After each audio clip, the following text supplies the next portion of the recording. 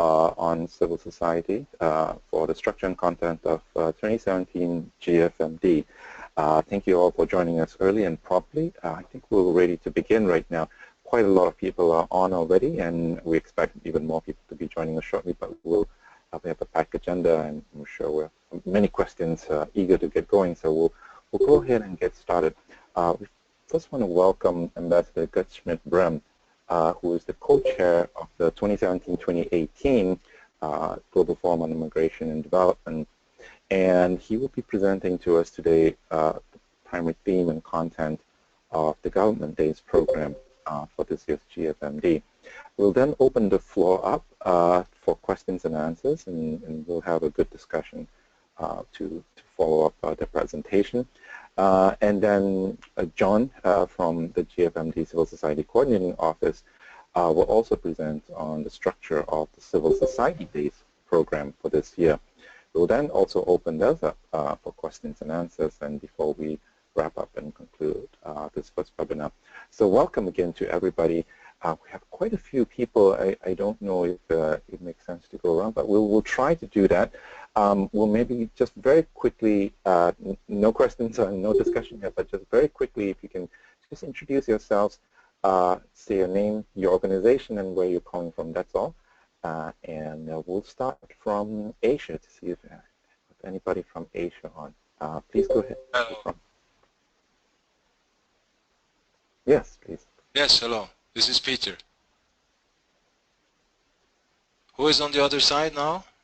Yes, Peter, if you can just introduce yourself, your organization, and where you're calling from. This is Peter Eberhard, MD Platform Switzerland. I'm the coordinator of the Swiss Civil Society Platform Migration Development of Switzerland. Great, thank you very much, Peter. We'll go back to the Asians now for people calling in from the Asia-Pacific region, including Australia and New Zealand. If you can introduce yourselves.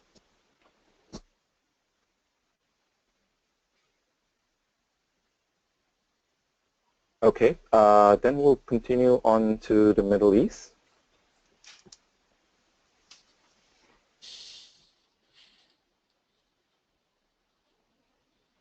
Right, we'll jump to Europe then. I'm sure there's a lot of people from Europe, so go ahead, Europe.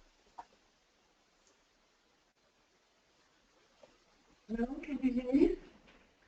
Hello? Yes, go ahead, Astrid. Oh, right. My name is Astrid, and I'm out of Hamburg. Hamburg is the umbrella organization of development and humanitarian non-governmental organizations in Germany. I can't hear you. I'm sorry, Astrid, we're having some trouble hearing you, but thank you for a quick introduction. We'll keep going. Others from Europe, please. Okay. Hey everyone, this is Michael Rieber from Save the Children Germany. I work on migration and refugees and the advocacy and policy section. Thanks for having this call today. Hello, can you hear me? Yes, go ahead. Yeah, my name is Pierre Cazenave, and I work for Terre des Hommes, a regional office for Europe based in Budapest.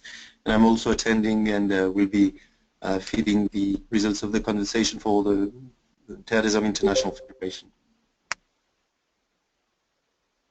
Thank you, Pierre. Others in Europe? Hello, Hi. can you hear me? Yeah. Yes, this is Franz Schmiediel from the Vienna Institute for International Dialogue, and we focus on the issue of migration and development. Thank you.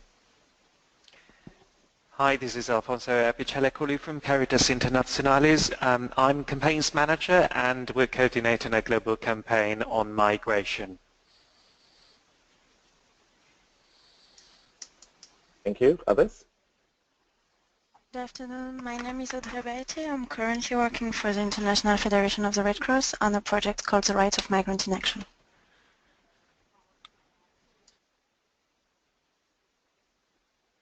Thank you. Anybody else from Europe for now? Okay, we'll go to Africa. Those calling in from Africa.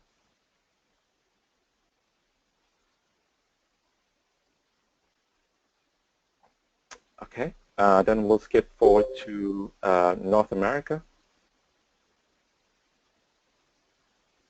Hi, this is Philip from Verite. We're a labor rights organization. I'm calling from Toronto. This is Pat Shannon-Jones, Director of the Immigration Outreach Service Center in the U.S. on the East Coast. We're primarily a service and organizing group.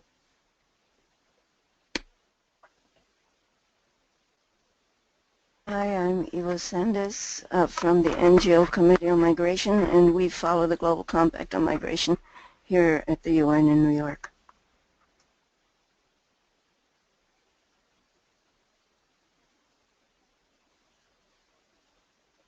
Hi, this is Evelyn Tennant from the Global Coalition on Migration.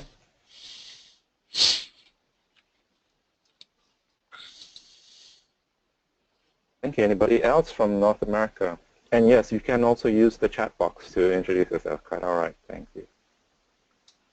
Anybody else, North America? To Latin America then.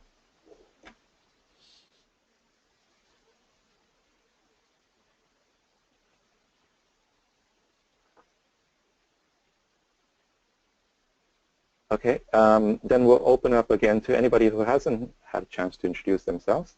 Who would like to? Hi, this is Leah Sullivan from the Global Alliance Against Trafficking Women based in Bangkok in Thailand. I apologize for the background noise. No problem. Thanks, Leah. Anyone else?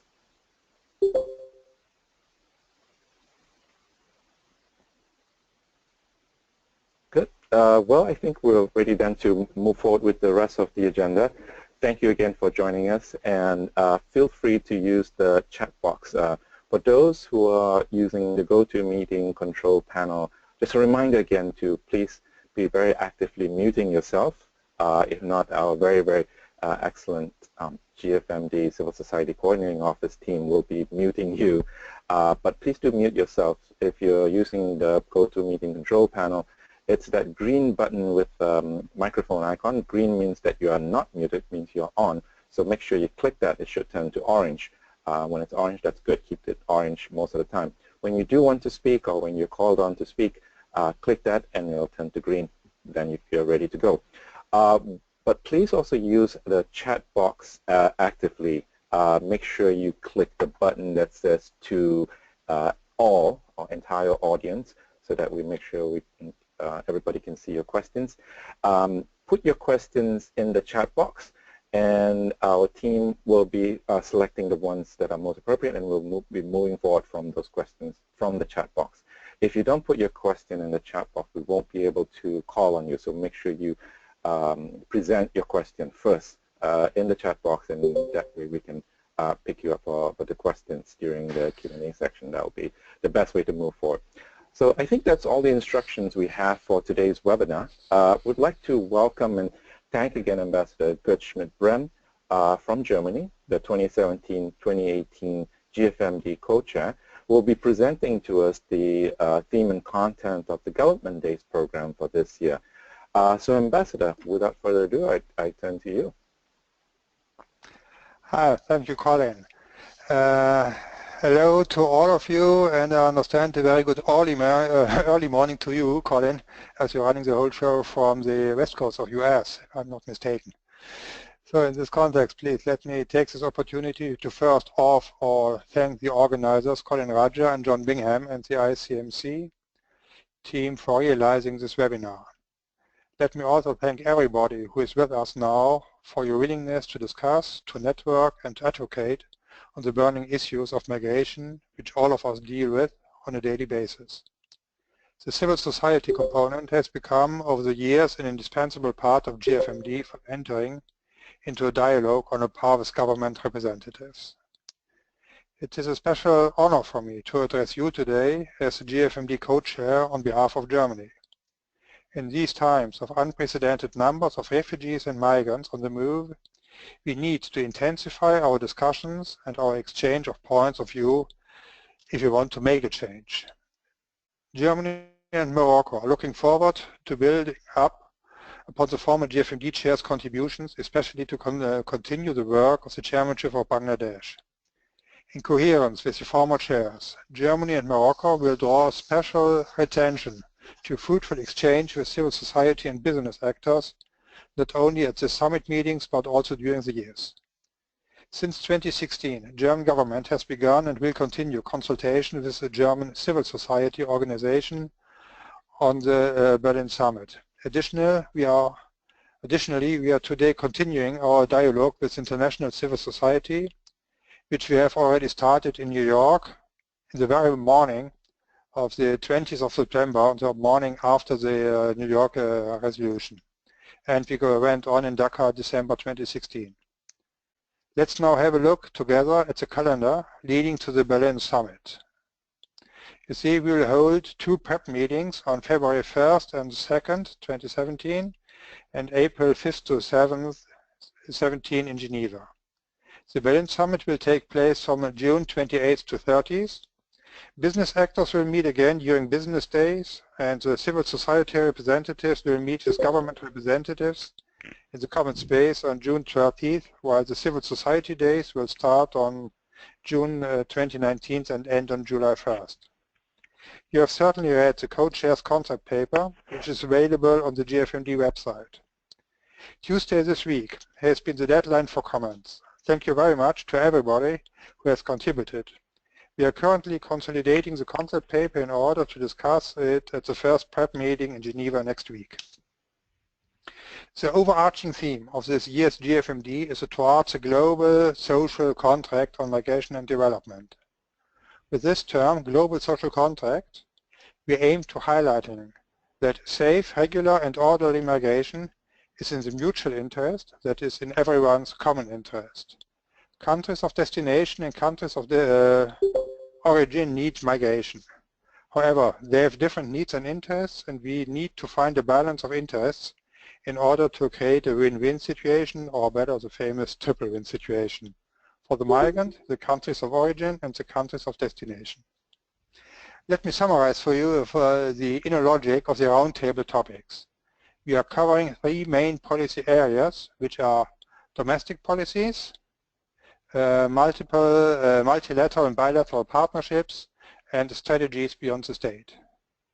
Roundtable topics adhere to these policy areas.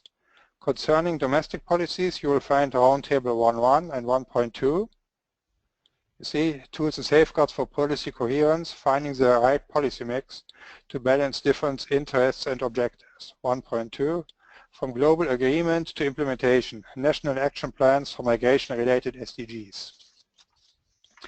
As to the multilateral and bilateral partnerships, we have roundtables 2.1 and 2.2. Moving beyond emergencies, creating development solutions to the mutual benefit of host communities and refugees, and 2.2, fostering the development impact of return migrants. The third policy area, strategies beyond the state, might be of particular interest for you. The roundtable's topics 3.1 and 3.2 are raising the global talent pool, harnessing the potential of private sector for global skills partnerships, and strengthening cooperation, enabling civil society contributions in migrant and refugee assistance and integrations. I am happy to answer your questions regarding this later on during our webinar. As a second point, you asked me to share my vision of the relationship between GFMD and the process to develop a global compact on safe, orderly and regular migration. Allow me to come back to the overarching theme of this year's GFMD, towards a global social contract on migration and development and the balance of interests. In a globalized world, labor markets are becoming increasingly interconnected. Migratory movements must follow agreed rules and procedures, not to keep migrants at bay, but to protect the migrant. An irregular migrant is in most cases an exploited migrant. If we want to safeguard a welcome culture in our home countries and public support for our policy, we need to be honest with our own public at home on our interests. From the German side, first we have a humanitarian obligation towards refugees, and for this we work on the Global Compact on Refugees. Second, we support and encourage safe, regular and orderly migration, and therefore we need a Global Compact on Migration. There are countries, and Germany is one of them, which face severe shortages of skilled workers in a number of professions. So, what will be our hands-on approach? We need to intensify our efforts to facilitate the recognition of certificates earned abroad or equivalent work experience, to open up skilled labor markets to non-European citizens, healthcare and nursing professionals, for instance, under full observation of international labor rights and national labor standards, and we have to ensure fair recruitment practices. On the other hand, we need to consider the interests of the countries of origin. Brain gain instead of brain drain. Germany, therefore, aims to pursue cooperation with vocational training centers abroad with a view to improving employment prospects in the respective country of origin, and at the same time maybe qualifying foreign diploma holders to take up a job in Germany. Skills training in the country of origin, including German language, is destined to smoothen the taking up of employment. Circular migration should be a driver for development. Migrants who have acquired additional skills while living abroad can make important contributions to the development of their countries of origin or in third countries. The already mentioned vocational training centers shall be open also for returnees, both who wish to return and those who have to return.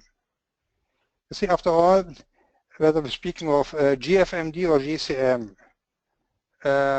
we are very glad to have this opportunity to take on responsibility and to respond to the New York resolution. I guess our concept fit for both for GFMD and for the Global Compact on Migration. You see, the New York Declaration explicitly mandates the GFMD to provide substance to the negotiation process for the Global Compact on Migration. As the 2017 summit in Berlin will take already place in June, we will be right on time to fit in our contributions. We will do our very best together with our co-chair Morocco to do this well. Our predecessor Bangladesh initiated a dialogue on the Global Compact on Migration in November in New York. We will continue this dialogue with side events back-to-back to the PrEP meetings in Geneva. Additionally, we will ask roundtable co-chairs to shape the results in accordance with the Migrant Compact, and we will work on a chairman's statement summarizing the outcomes of the Berlin Summit. And finally, we will hold a thematic workshop on the Migration Compact in September in order to wrap up and to put together GFMD's input to this process. But the questions we work on are simply too complex to solve them alone. Before we can act, we need to listen to others. That is why we intend to have an open and honest debate with all stakeholders on better migration governance and on balance the interests to the benefits of the migrants, the receiving country, and the countries of origin and transit.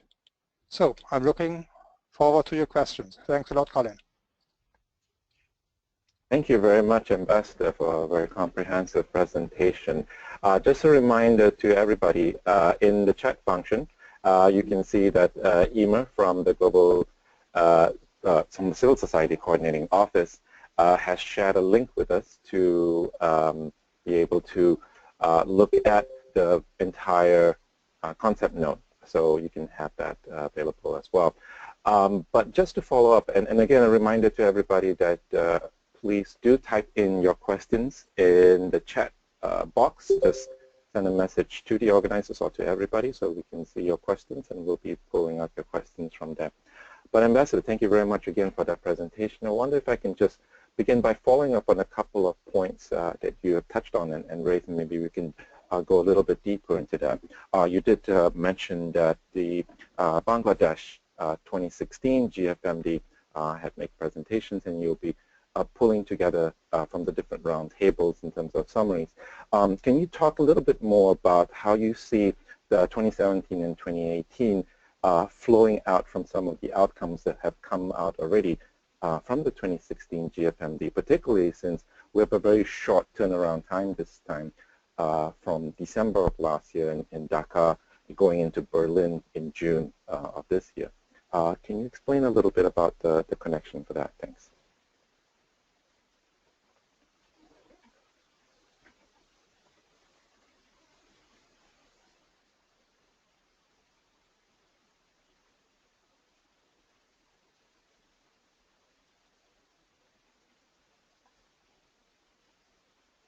Ambassador, maybe.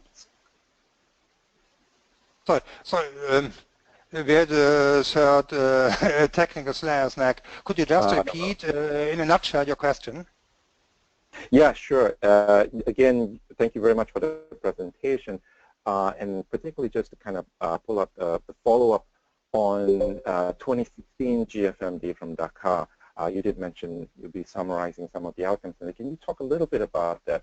How will the 2017 and 2018 GFMD follow up from Dakar of 2016? Some of the outcomes, how would that be taken forward in terms of this year's GFMD and moving forward from there? We do share and did share the positions of Bangladesh, and I guess they fit in quite well. You see, after all, the GCM and the Sutherland report we didn't have seen in full detail was more or less a game changer, because now we have to readdress all our efforts to the GCM. So it's a little bit difficult. I hadn't the chance to take it up with my predecessor, State Secretary Shardul Haq, to discuss how, apart from the broad lines, and we do share the idea of bringing together states, the communities, especially the diaspora point was very important for Shahidul. How we can strengthen this idea of integrating those who are in the countries, and the point is, after all, Bangladesh had a special focus, and I totally share it and do understand it, with the situation of the migrant workers, for instance, in the Gulf region. And now we have to work how to combine these migrant issues, labor mobility, which is quite important for us as it has been to Bangladesh on the one hand, and the humanitarian aspects. I do advocate the point to, in logic, differentiate between refugees and migrants. But after all, there are always mixed flows, and how can we handle it? And this I especially want to discuss in the Troika. You know, the outgoing chair and incoming chair, and in this case with us now Bangladesh and the co-chairs of Germany and Morocco, how to bring it forward for the Global Compact on Migration. But it hasn't been hammered out yet how we can, in principle, you see, I'm not a friend of lofty declarations. We want to down-to-earth approach, and now with the Compact and the Sutherland report, for instance, remittances, reducing the costs and the fair recruitment practices. What will this mean for our GFMD chair on the one hand, and especially how can we bring this point as, let's say, binding as possible in the GCM? And in this context, we depend first on the modalities resolution that will be finished by the end of January, hopefully.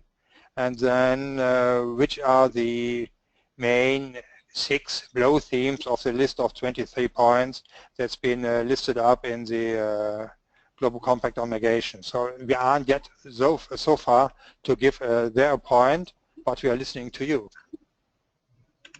Very good. Thank you. Thank you very much, Ambassador. And speaking of the Troika, what's the thinking? This is very unique this year in the sense that 2017 and 2018, you have a co-chairmanship of these two GFMDs. What's the thinking within the Troika, and especially with Morocco, in terms of how that will work practically in that sense? Is there a lot of discussion going on already about that, or is this something that you'll hand off to Morocco right after Berlin? To be frank, I'm surprised how smoothly it goes. We are working now with partners in 3 continents, Africa, Asia, and Europe. And especially with Morocco, we didn't have experiences for co-chairmanship. The needs for it, it's clear. given our special situation between Africa and Europe and Morocco in former times, first and foremost a country of origin, now it is a country of transit and in the meantime a country of destination as well. Not all are aware, for instance, that Morocco is one of the first African countries with legislation on asylum in itself. So they didn't have any problems to take up our idea for the first year, 2017, on this balance of interests, especially the focus on labor migration, as it's been rooted already on the Bangladeshi chair. We shouldn't forget that.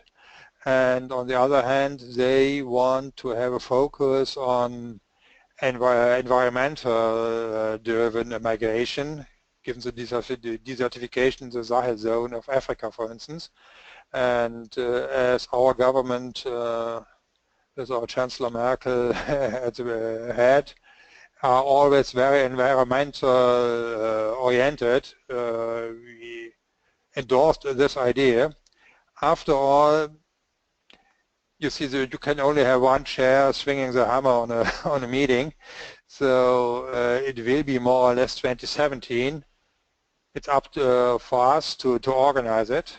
In 2018 it will be Morocco, and to have a certain interference, for instance, in May this year.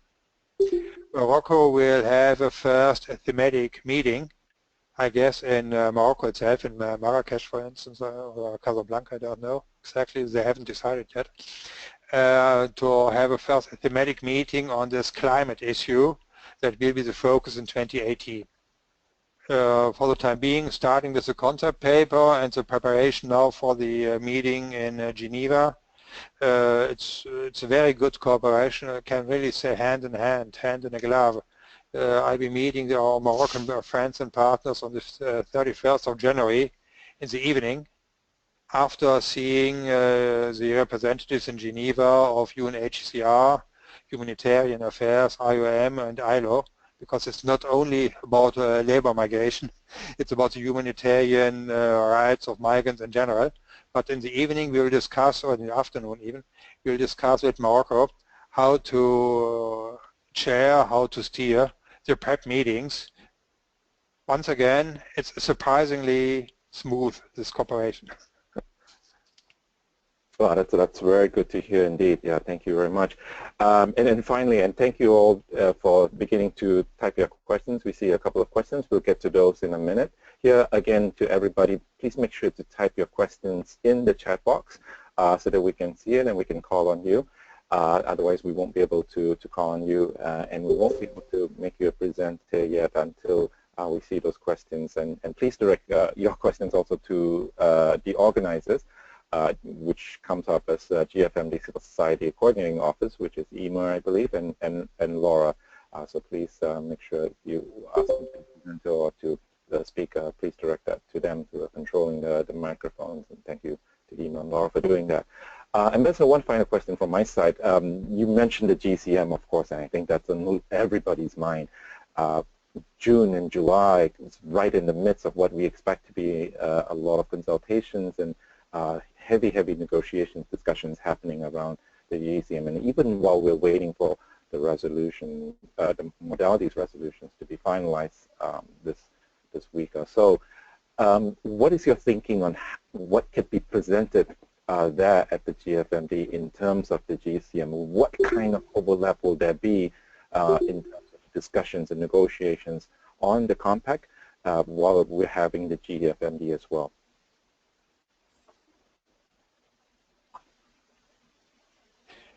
You see, for the Compact on Refugees, we have quite a toolbox of existing conventions, and so more or less like it will be reconfirming what has already been done. But okay, that's not our party. It's up to the UNHCR to bring it forward. For the Migration Compact, it's difficult to foresee the future. I'm somewhat hesitant in demanding a new or first overarching convention on migration, because frankly speaking, I'm not too diplomatic right now. It would take years to discuss it in a form as it would be legally binding, and then maybe you have signing. And as you see nowadays, signing doesn't mean ratifying, but can end up quite easily in withdrawal of the signature. So we, for the time being, are thinking more in the context maybe of the COP21 in Paris on the climate, with commitments which should be reviewed after a certain time of 5 years, for instance. It's been done similarly with the Cairo Declaration, I understand, in '94, and the review, I guess it was in '97 or '99. So commitment to certain standards and public way, after all, we don't want to say shaming and blaming, but at least you have to explain why you didn't live up to the expectations, why you didn't live up to the commitments you had undertaken, at least to yourself. So I guess it would be much easier and faster to realize, instead of negotiating for years or decades on a full-fledged convention, and many years later we are working to get a ratifying number of 10 or 12 nations. So this COP21 or this Cairo model would be closer for us. On the substance, you see we haven't haven't yet started the whole discussion on the merits of such a compact, and it's a little bit difficult for us as a chair. We should moderate. We can't be the one to push it forward too hard. We have our ideas, and personally I totally share the wish to reduce the costs for the remittances and fair recruitment practices. It's a shame to see that migrant workers have to pay up to 1-2 years salary just to get the offer to work in another country. It's shameful and nothing else. But nevertheless, in all these contexts, we do need national legislation to forbid it, and also from our German side we are totally in line with those requirements. We don't see any problems with this. But you see, for instance, the costs for remittances, and as many of you know, it's by far cheaper to transfer monies from Europe to a special African country than from another African country to this African neighbor maybe. So, but nevertheless it's difficult to prohibit money transfer company to charge 5%.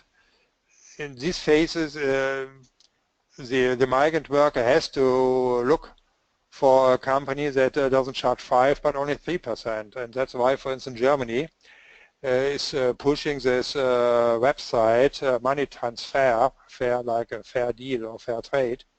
So the migrant workers can compare which company, which institution offers the best terms for them.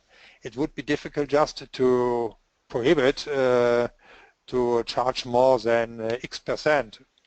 So it's difficult to have this in a convention, so we need to find other ways to realize these objectives that I totally share. Yep.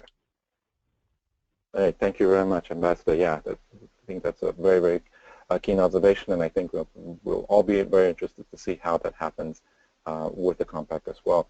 And very interesting to also draw the links with the conferences that have happened previously and how those have come about. Certainly good lessons to learn from that. I think we're ready now to jump into the questions that people have been asking, and the first one from Mika, I think I can probably even answer that question, and I think Ima and Laura have also answered that question. Yes, the presentation by the ambassador will be made available, as well as a recording of this entire session and other relevant documents as well, so we'll have those available for you. And then the next question, I think is a question, Eva Sanders. Eva would like to have a question or a statement or something, observation to make regarding the, sorry, I just lost it here, but go ahead, Eva Sanders. No, I just wanted to say in response to what the ambassador said with regard to Bangladesh and follow-up, that Bangladesh at the informals for the modalities resolution kept insisting on the fact that the protection gaps for migrants and peoples in mixed movements needs to be included in the Global Compact on Migration Modalities Resolution and subsequently. And I think, therefore, that this is certainly something that they will want to push as a, in terms of follow-up too. Thank you. Thanks, Eva. Ambassador, in response? I only can share this point. Yes, there are unalienable rights of all human beings and of all migrants. And as we have these mixed flows, but, and sorry to be blunt at this point, there's one decisive difference between a migrant and a refugee. A refugee is entitled to cross borders anytime to save his life from political persecution. And we shouldn't delude ourselves. It won't be possible for the countries of destination to treat all refugees and migrants alike. The migrant has rights, he has to be honored and protected in his human rights, but that does not include the right of a migrant on his own to choose a country of his destination and to ask for work there or any allowance for the jobless in this country. This we cannot sell, frankly, we cannot sell to our own public. You see, Germany has quite an impressive record and I'm very, very proud of it. And I totally share the position of our government, especially in the year 2015, when we accepted nearly 1 million of asylum seekers, and we do accept our humanitarian responsibility for the refugees according to the Geneva Convention, and we would love to see other countries to be as generous as Germany was. But that cannot include at the same time those who came here for personal, totally understandable reasons. But those who don't have a chance to be protected as refugees, we have to find another solution for them. And you see our integration measures, I guess it's quite impressive. We joined in and for the situation, we are offering more support for integration for those who are staying here while making the requirements stricter. You see, we did realize in the meantime 100,000 jobs offers for those who have got the asylum, or in most cases the Geneva refugee status. We are offering for them to get them integrated in the German society 600 hours of German, up to sometimes 900 hours, to integrate them in our state. But on the other hand, we have to see the situation that some of the migrants, I just don't want to dwell now on the attacks we had to suffer in Germany as well, but sometimes 12 up to 15 alias identities asking for the social benefits 10, 12, 15 times. And this cannot be the solution. So there are unalienable rights for the migrants, but that does not include the right of a migrant to choose a country of his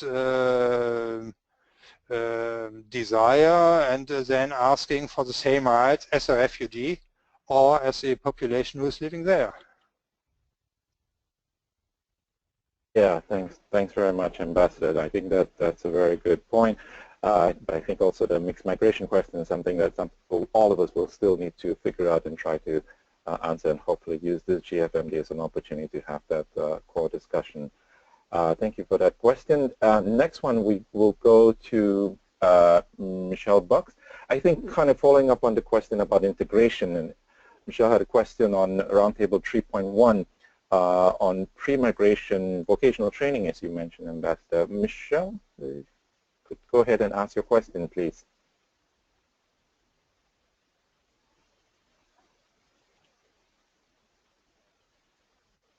Okay, sorry, Michelle says no microphone. So I'll go ahead and just read the question if that's okay. It's a question regarding Roundtable 3.1. In the draft paper, it's mentioned that this roundtable focuses on pre-migration initiatives. Will there be no focus on labor market integration and skill mobility of migrants that are already there? And if so, why is it not important to improve labor market integration of those who have already migrated? So go ahead, Ambassador. I think you've touched on this already. You see, for us, it's the essential part. We don't see any difference and we don't differentiate between any migrant worker who has found a legal job here, any EU citizen who came here on the basis of the freedom of movement within the European Union, or let's say native or here born worker in Germany, not necessarily a German worker. There is no differentiation. All who are staying here legally have the same entitlement, including social security, social welfare system.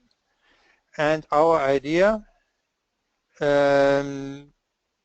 is this point of vocational training centers in those countries of origin already. I give you an example. Some of you will have heard it. The Filipino nurses. We are in dire need for skilled workforce in the hospital sector. Frankly speaking, we do need more nurses and doctors.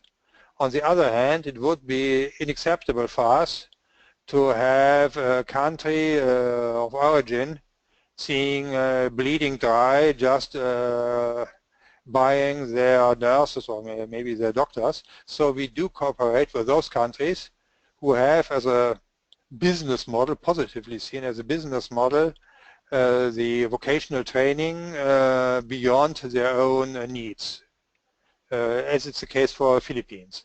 So what we do offer in the Philippines is the idea of building up already in the Philippines special training centers to step up even a little bit the very good formation in the Philippines for nurses to the German needs, to the German requirements, including German language courses. Because especially for a nurse, it's important that she can communicate with the patient. So, and then they are invited to come to Germany. They are not obliged. They are invited to come to Germany. They can stay here as long as they want, but it's our point to see them integrated in the German society. To give an example, in the same sector, 60 years ago, Germany had a similar project with Korea, with Korean nurses. Exactly 60 years ago, no, it's 61 years. Last year it was anniversary. And they came to Germany, worked here. Many of them went back, highly valued by their hospitals in Korea. And those who stayed here, married, gave birth to children, and 70% of the children of these Korean nurses here in Germany, who stayed in Germany, made their Abitur, their international baccalaureate, entitling them to enter the university. That's our idea of integration.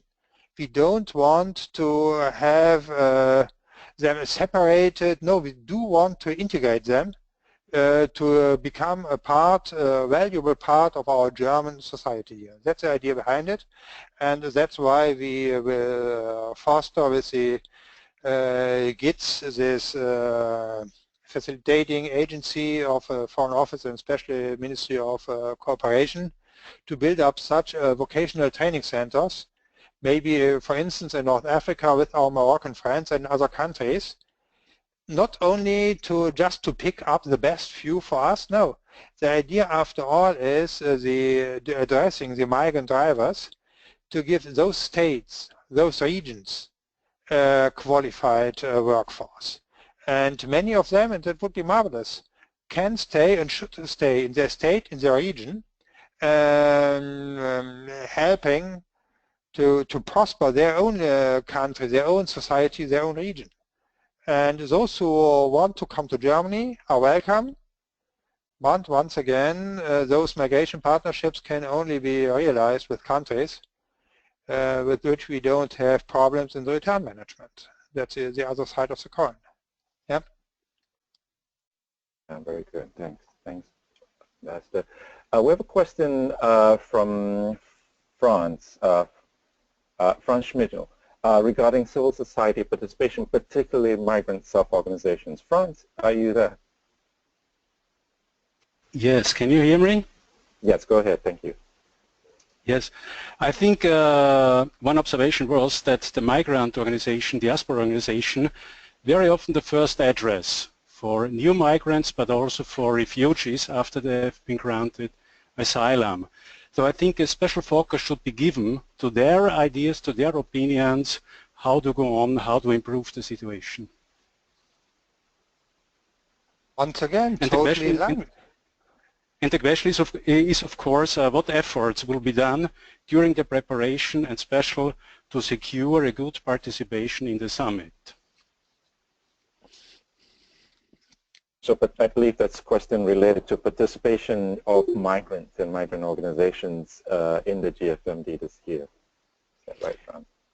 You see, we are open to all suggestions. It could be being fed into the concept paper. We are discussing it both with the civil society organizations here in Germany. We did it in Dakar. I'm totally aware of the fact that the diaspora communities understand in a much more profound way the thinking, the needs, the aspirations of their compatriots who newly arrived. So we are open to this, and we can offer from the state side, as I mentioned, this 600 or 900 hours lessons of German, can explain to them how the German community, society, the state is run. For instance, that a female police officer requires the same respect as her male colleague, which which doesn't go that easily with all of those newly arrived here. But of course, to explain it to the newly arrived, the diaspora is essential. And but I understand that both our Ministry of Interior and the Ministries of Länder, we have this federal structure that doesn't facilitate things always, are in contact with the diaspora communities. If you have any proposals how and where we can step up this cooperation, you are most welcome. Yeah, and I think in the next presentation by John Bingham from the Civil Society Coordinating Office, maybe we'll hear a little bit of that as well. Thank you, Ambassador, and thank you, Franz, for the questions. But one final question before we do turn to John. One final question that actually came up, I believe, yesterday in the International Steering Committee for the Civil Society Coordination when discussing the draft concept paper, and that's relating to two roundtables, one on the development in the context of host countries and development of impacts of return migrants, references to return and implicit references to containing movement. So there's a lot of emphasis, throughout the draft concept paper, particularly in 2.1 and 2.2. Is this the first time that the GFMD government program has focused so much on return? And how does the chair see that focus going forward constructively, first between states and then with civil society and other actors as well. How should we structure and prepare for that discussion for this GFMD? Again, the question specifically on the draft concept paper regarding references to return and implicit references to containing movement. That's it. You are quite right. With this enormous influx in 2015 and the general migration pressure, we thought it due to address the touchy issues. Otherwise, we had seen the danger of just two groups speaking and no one listening. I've attended now for some years these meetings, and frankly speaking, it's always easy to proclaim we are against xenophobia and racism. Nobody stood up and said, no, no, I'm in favor of racism and xenophobia. So it's always the easy exit just to address those points in which we are all of one opinion and not addressing the white elephant in the room, the problem that some societies have with migration. And as you've been aware, the logo of this co-chairmanship is a bridge between Morocco and Africa. It's a bridge, sorry, between Morocco and Germany. It is a bridge between Africa and Europe and Africa on the other way. But it's also a bridge that we as a Germany have to build to quite a number of other industrialized countries of the former saying the first world. Otherwise, we just would go on with the demanding fighting against xenophobia, and all migrants have the same rights, and everybody of us is saying yes, and that's it, and the summit is over and nothing has changed. So that's our idea of this global contract, the contrat social à l'échelle mondiale. So where are the different interests? To which degree do we find a common ground, and then starting realizing this, and instead just of demanding new points? You are right, and we are aware of the fact that we touched this ground, as I understand, as the first chair in these 10 years. You cannot discuss honestly with all parties the chances for orderly and safe and regular migration without addressing the issue how to cope with those who did choose the irregular way.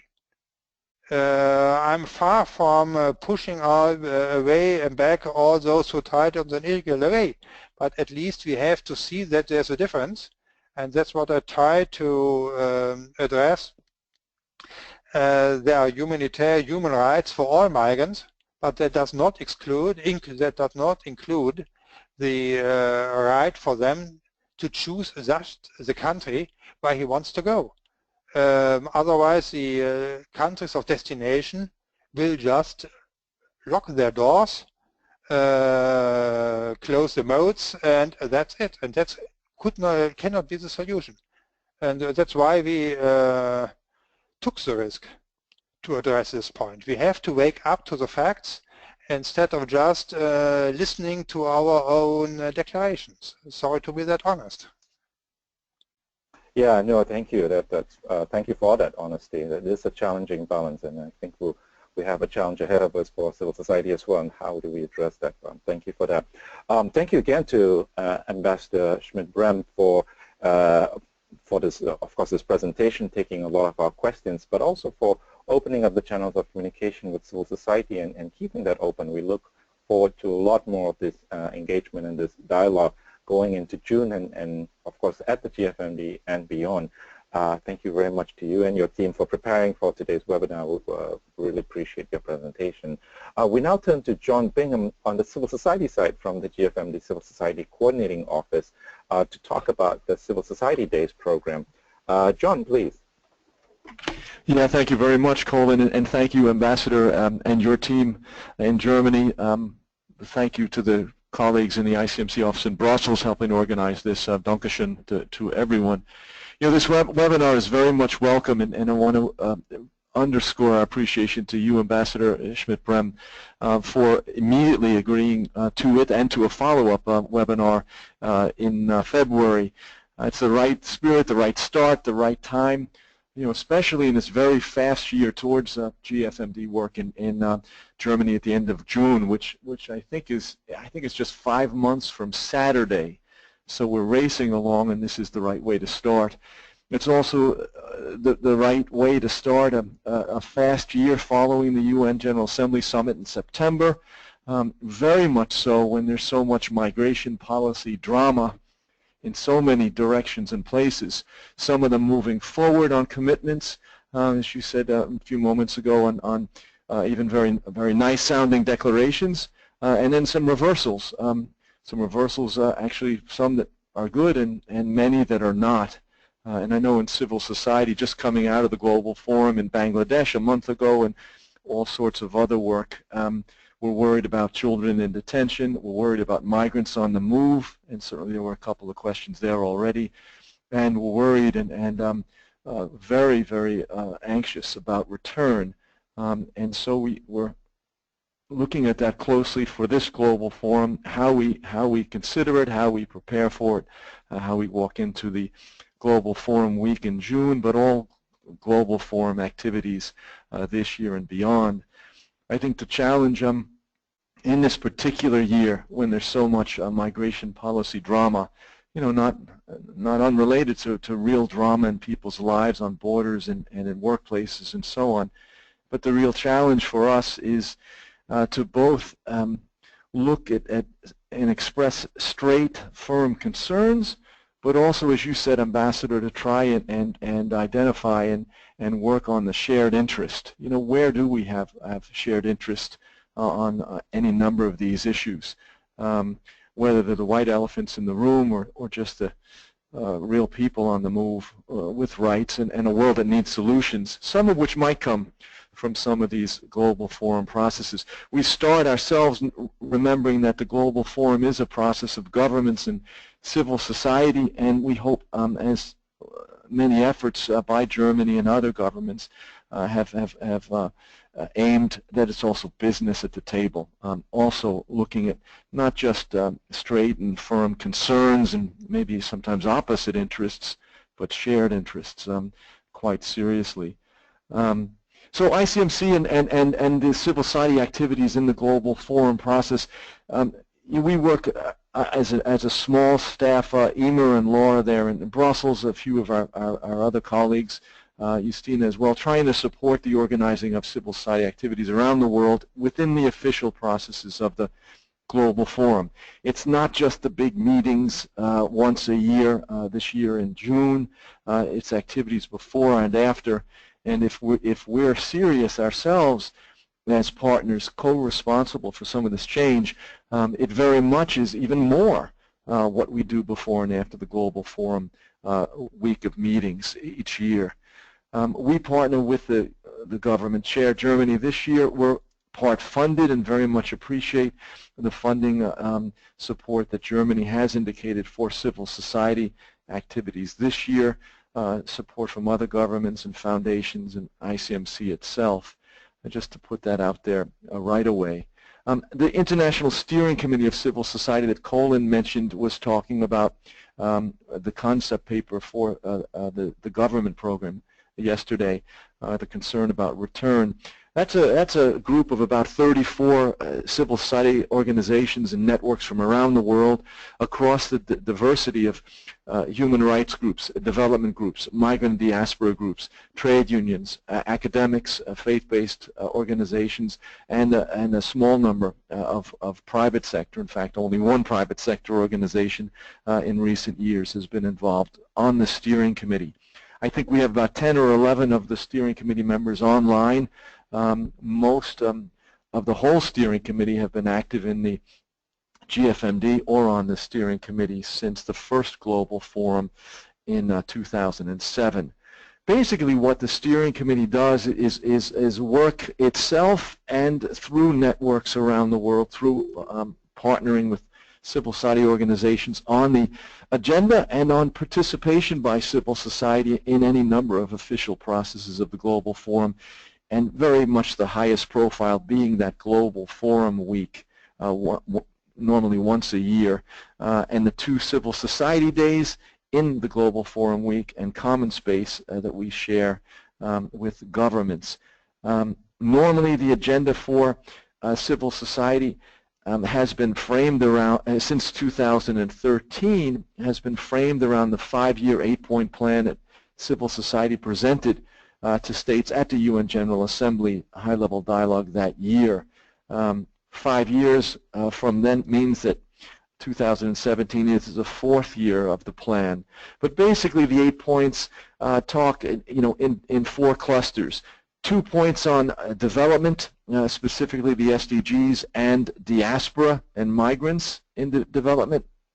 2 on vulnerable migrants, specifically migrants on the move, and rights and protection for women and for children who are particularly vulnerable in context of migration. 2 more points focused on rights, laws, and governance in migration at national and at global levels. And the final 2 points on migrants in the world of work, so labor rights and standards, and then a specific focus on reform of migrant worker recruitment around the world. Colin mentioned we had the first ISC meeting of the year yesterday. Last year we had, I think, 11 meetings, all of them online using formats like this one. We debriefed on the Bangladesh Global Forum just last month, both the Civil Society Days, the Common Space, and then what we understood of the government days.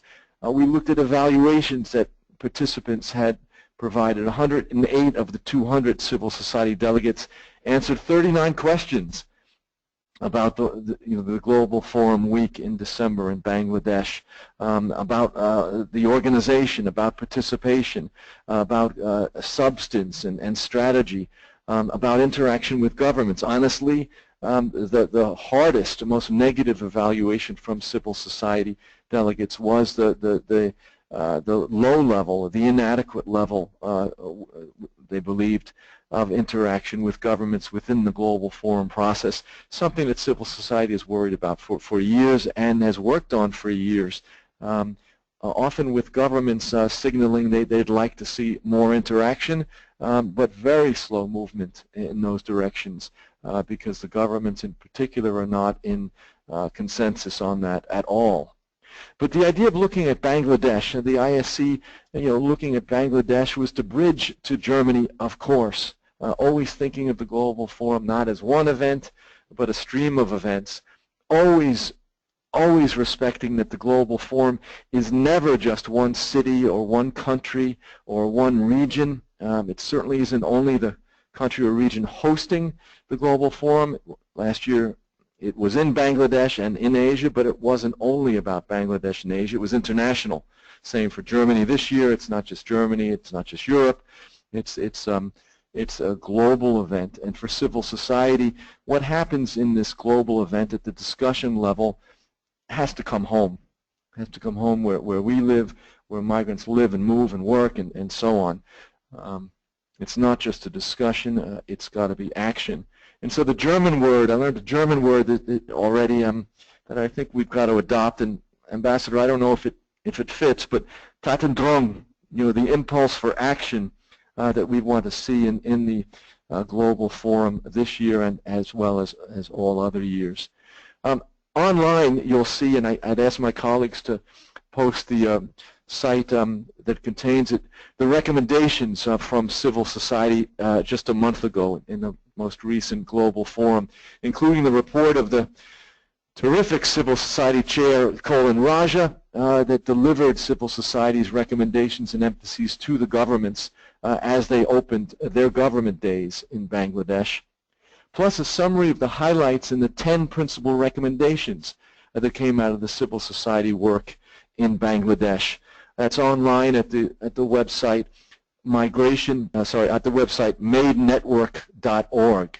So if we could post that in the chat box, those documents, the evaluation, the recommendations, Colin's report, they're all there for you. Now the summary report, and I'm going to come to the question Franz asked a few minutes ago, the summary report also gives a snapshot of who is in the Global Forum Civil Society Days, a snapshot of who was there in Bangladesh. Now, unlike the governments, which I think tend to be open to each government and more or less whoever wants to come from that government, the Civil Society Days from the very first Global Forum in 2007 has set a limit on the number of civil society delegates who can be part of the Civil Society Days there. It's a debate each year in the International Steering Committee. Should civil society be wide open, or should there be a limit? And the decision each year by each Civil Society Steering Committee has been to set an overall number of 200 civil society delegates, and then from around the world, and then work to a diversity that cuts across all the sectors I mentioned before, with an enormous emphasis on migrant and diaspora people and organizations, and across all regions of the world as well. And here again the point that no global forum belongs to just a country or a region. It's global, and as a result has to have participation from civil society actors across the planet, whether they work at international level or regional level or national level or grassroots level. And the mix that the selection process tries to find, tries to set targets to make sure that there is that full diversity. That's all reflected in the snapshot that you'll see in that report. I would only mention that there were last month in Bangladesh, 75 of the 200 delegates were migrants themselves. 85 represented organizations led by migrants or diaspora, members of the diaspora. Migrant and diaspora groups themselves, then human rights groups, then development groups of civil society were the most represented. 3 out of 4 of the delegates came from one of those types of civil society organizations. And again, the regions are all described there in the straight numbers from Bangladesh. So Bangladesh is just finished. Just to spend the rest of the time on actually 6 things that are different this year. Some of them are process, I've touched a little bit on. Some of them are substance, strategy, and action.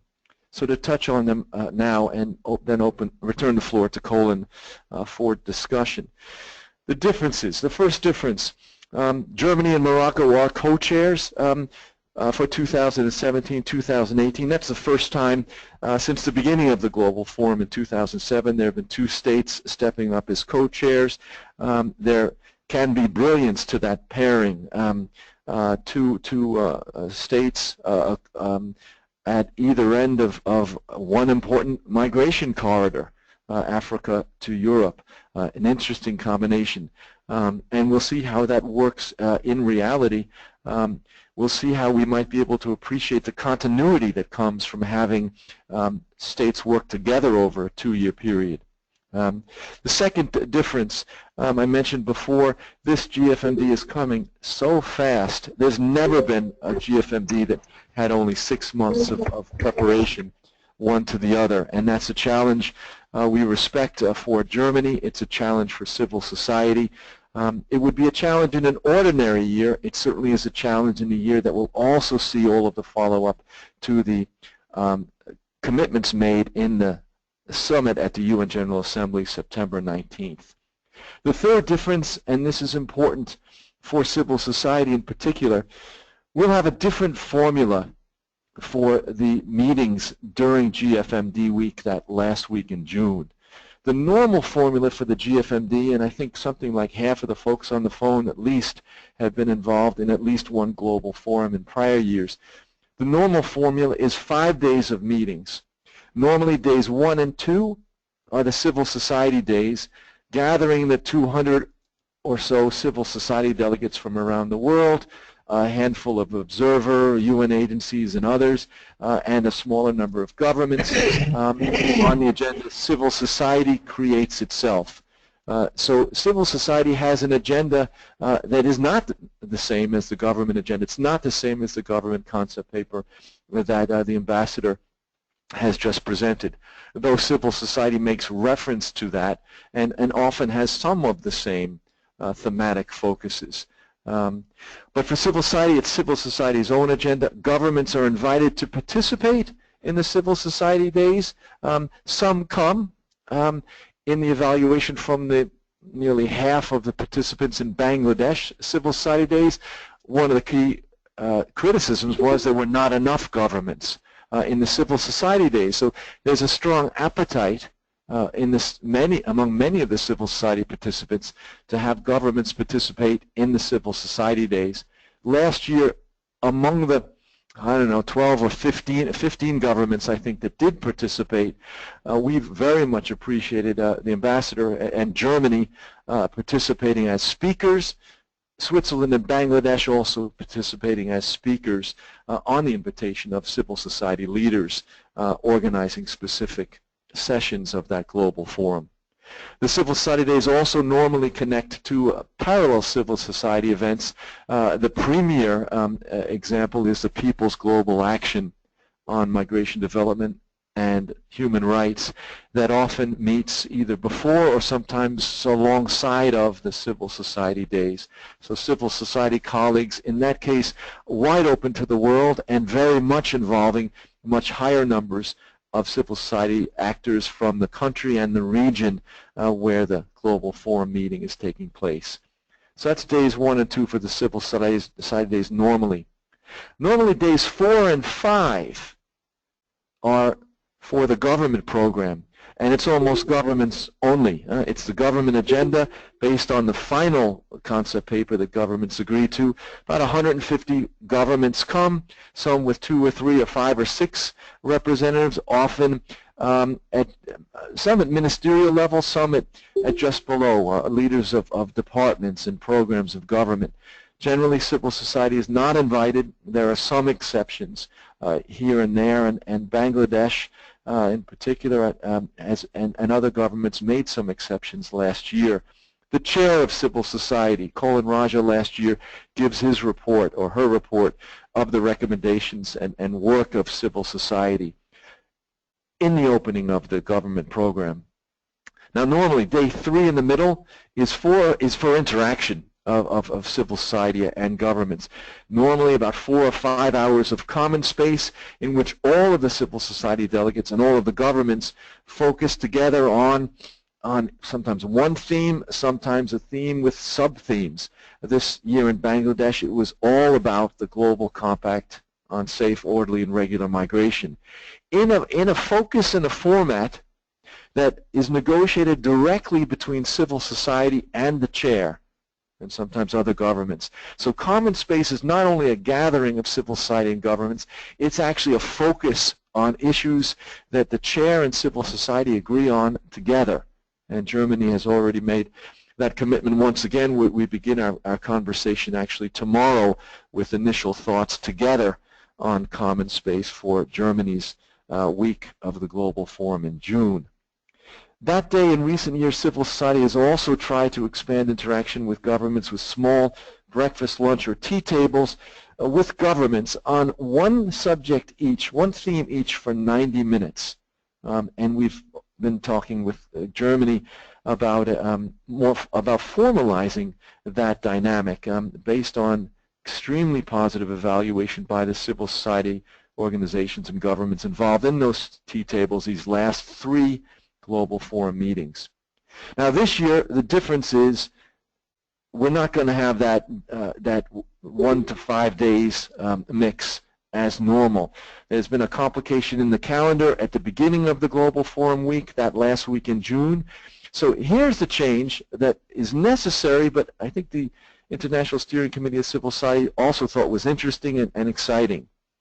Wednesday and Thursday, the 28th and 29th of June, will be the government days of the Global Forum. So this year, for the first time, the government days will actually kick off the Global Forum Week, Wednesday and Thursday. Now Thursday, the same Thursday, and Saturday, the 29th of June and the 1st of July, will be the Civil Society Days. So that's to say that Thursday is an overlap day. The governments will meet in their second day in one venue, and civil society will meet in our first day in a different venue. Again, the calendar made this essential. The middle day, so Friday the 30th, will be the day of common space and interaction, including with the small T tables with governments. So Friday the 30th, right in the middle, will be the common space. When we met as the International Steering Committee yesterday and in other conversations actually as early as December, we said, this can be exciting. This can be exciting, and maybe the way to take advantage, to really use this new format, this exceptional format this year, is to devote Thursday the 29th, when we meet as civil society, to gather ourselves, to organize on the issues, and very specifically to prepare for how we engage with governments in the common space and the small T tables the next day, Friday. So get very strategic, focused and strategic for that interaction with governments Friday. So Friday would be the common space. Saturday we return alone, or civil society returns to the Civil Society Day 2. We invite governments to stay on with us, but we focus our entire Saturday, which is the last day of that entire Global Forum Week, on an action plan. What do we take forward? What do we take forward? Not recommendations to governments, but action. Here's the Tatendrang, that impulse for action, and not just discussion and not just recommendations. So that's the third difference. The fourth difference this year may be in how we go about selecting the civil society delegates. This is the job that the International Steering Committee has done every year since 2007. Almost every year there's been something like 800 applications come in an open application process globally, and the Steering Committee has spent about 2 months, or 6 weeks to 2 months, trying to identify among the 800 a diverse set of 200 to participate as official delegates. There's no time for that.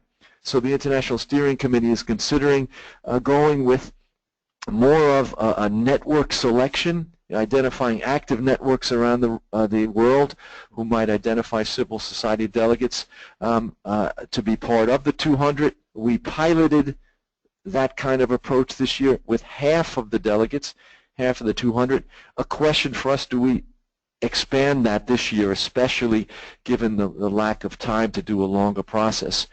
Or do we use a mix of the network selection and a global application process, especially to bring in more delegates from Germany and Europe and Morocco and North Africa, given where this forum takes place, and quite normally a special interest and ability of civil society in the proximate regions to participate. Fifth difference, and I'll close with the fifth and sixth basically being this moment we're in, where we are following a unanimous adoption by 193 states in the UN General Assembly of the range of very clear commitments to agreements on refugees and agreements on safe, orderly, and regular migration. By the time we get to the Global Forum in June, the consultations specifically on the Compact on Safe, Orderly, and Regular Migration will be well underway around the world. On a global level, a regional level, thematic focuses as well. So in Civil Society Days, how do we focus with laser intensity on this global compact on safe, orderly, and regular migration? Not as a new thing, because the Civil Society Days of the Global Forum have always talked about safety and migration, about orderly mechanisms for workers and others to move, about rights and protection, about co-responsibility and solutions in these matters, in implementation and not just discussion, in good practice replicated, multi-actor practice, as well as policy. Our 5-year 8-point plan of civil society has 4 or 5 points that talk directly of this kind of agreement and approach. And as I mentioned, Common Space last year was focused there. How do we draft our own concept paper, our own program? How do we organize with Germany the Common Space and the T-tables? How do we identify delegates? How do we do the fundraising to make this possible? That's the challenge ahead of us. I'll close. All of this work, and the 6 differences to do it as much as possible from a prism of shared interest. Saying what we have to say, expressing, concern and alarm even on certain policy approaches. God knows we have to do that. That's our job, and we may have to ring the bell, especially loudly this year.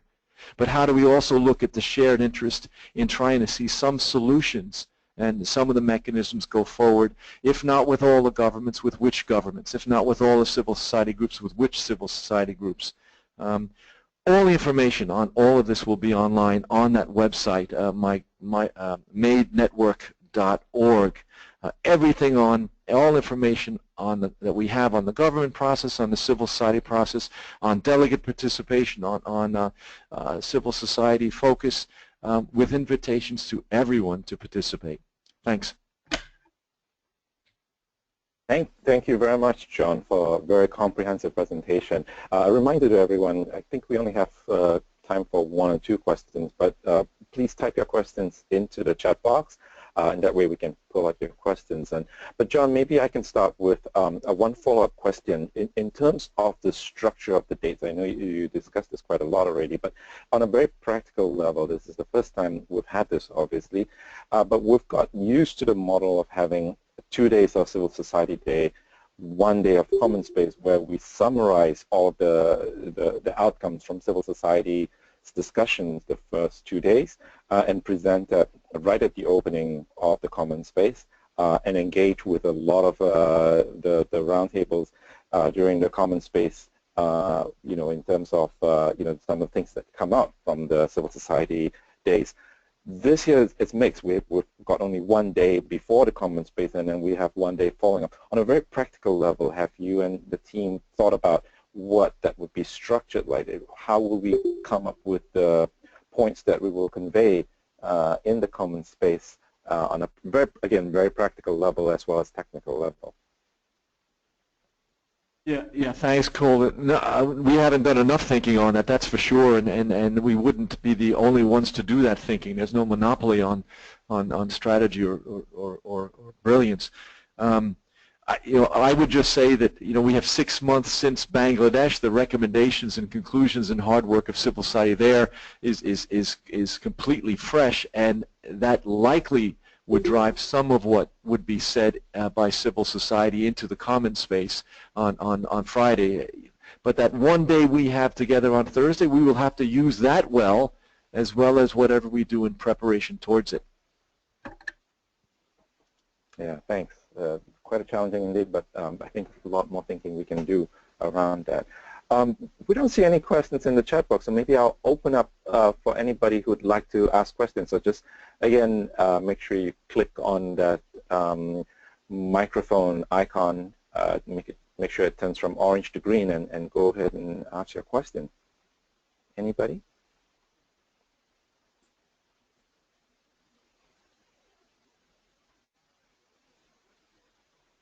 Maybe it was very comprehensive then, John.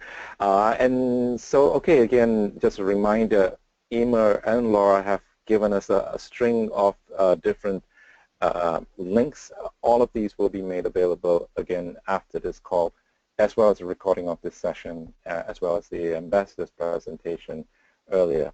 Oh, I see there was a question that came from one of the participants earlier. Given that the U.S. will essentially not have a refugee program, and its new president has indicated its complete indifference to international law, and given possible major political changes in Europe coming up, especially Germany as well, how far will the progress on the compacts get? Is there any risk of meaningful weakening of protections? And maybe, John, I'll turn to this question to you first.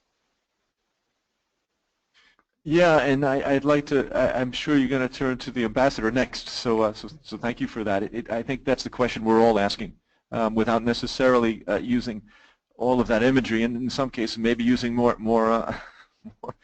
colorful imagery for some of the concern we have. But you know, even back in September, when so many people, so much of civil society that has been active in the global forum, and so many other processes at national, regional, as well as global levels, the concerns we had, you know, the kind of head-scratching amazement.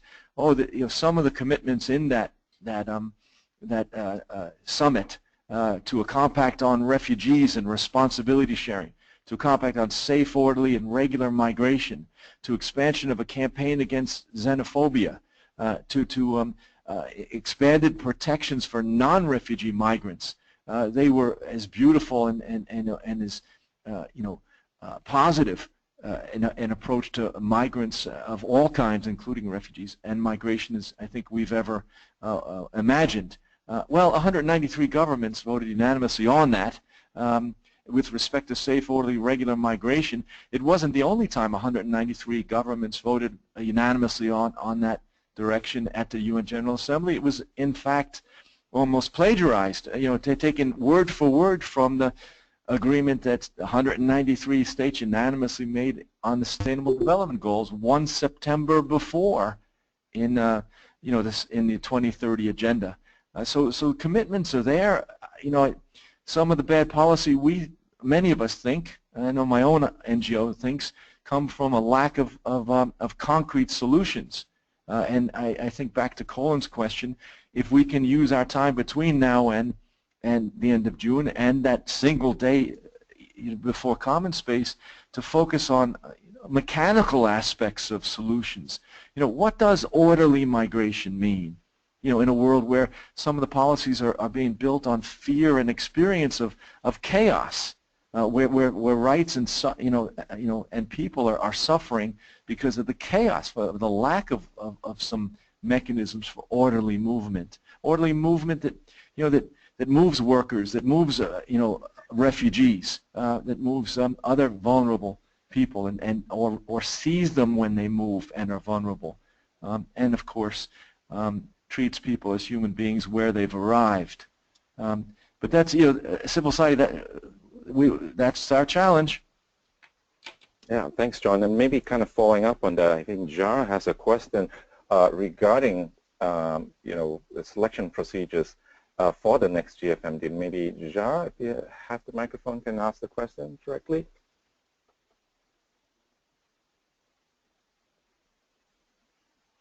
Oh, sorry, no microphone. So maybe, John, I'll ask the question for Jar. Thank you very much for the presentation.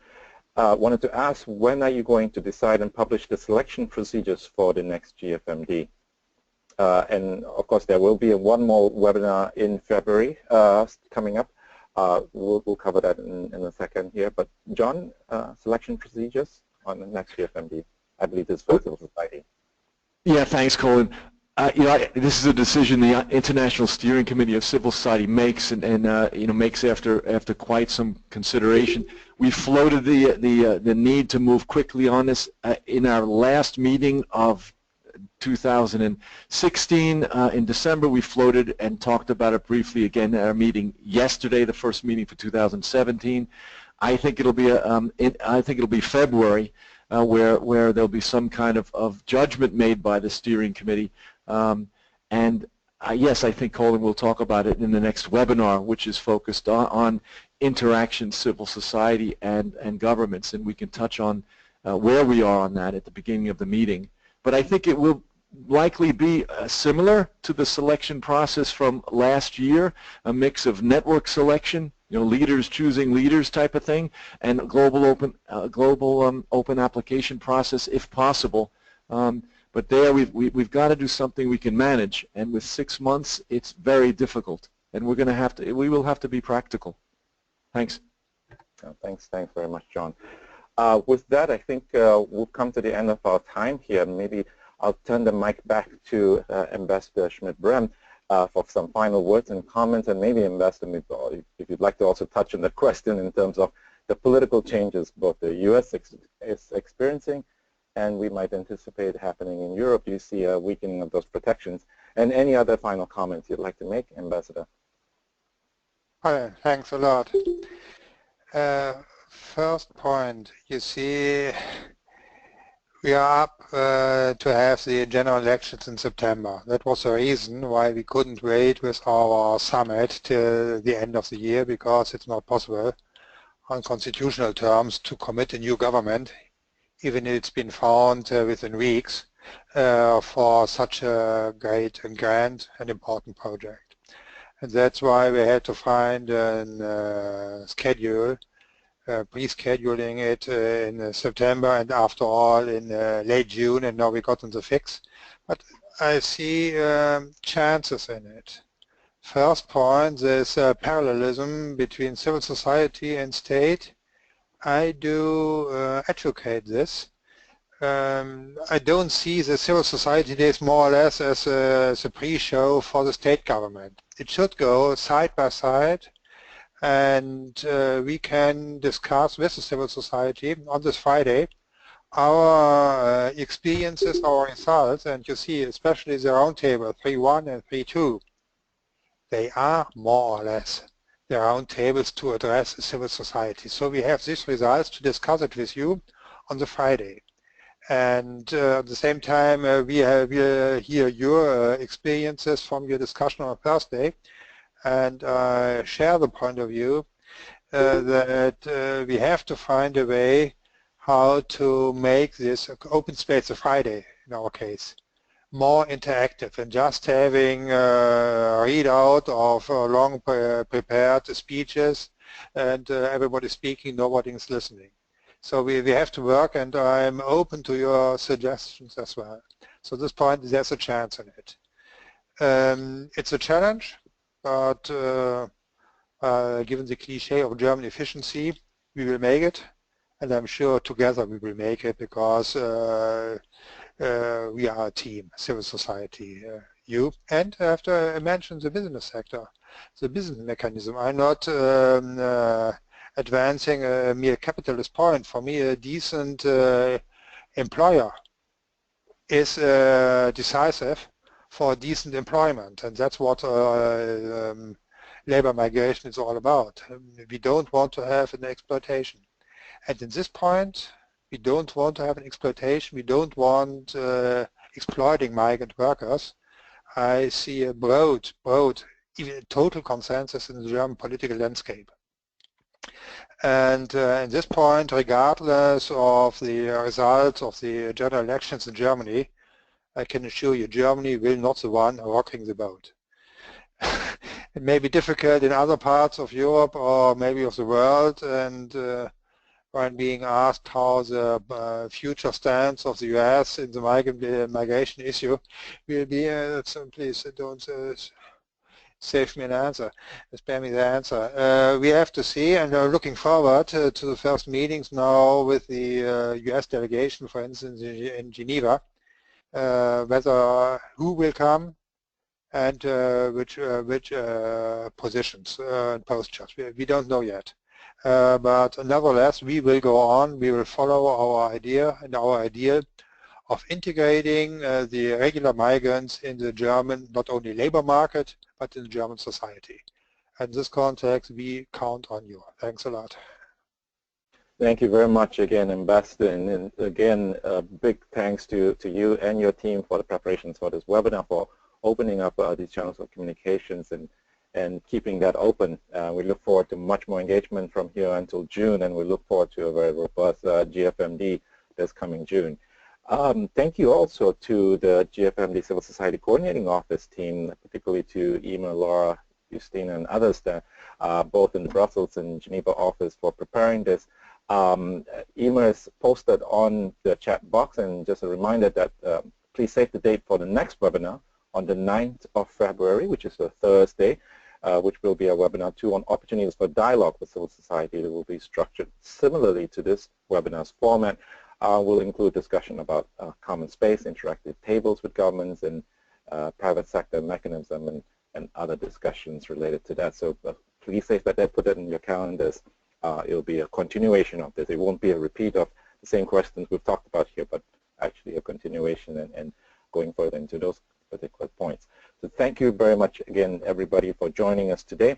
Thank you again, Ambassador. Thank you, John, for your presentations and for taking questions from the floor. And thank you all for participating in today's webinar. Good day.